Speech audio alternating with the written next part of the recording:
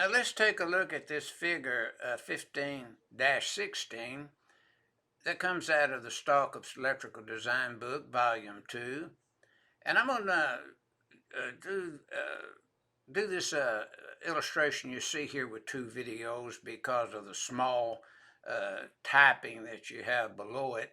I'm going to increase it a little bit. Now, let's just look at the diagram first.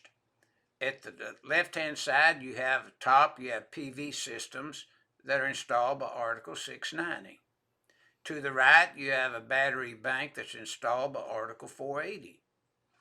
You have a wind generator or electrical wind system that's installed by Article 694.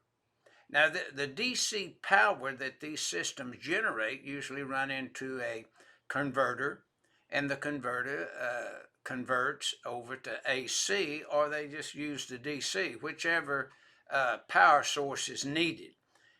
But now we can't use the AC color coding scheme of 310.10.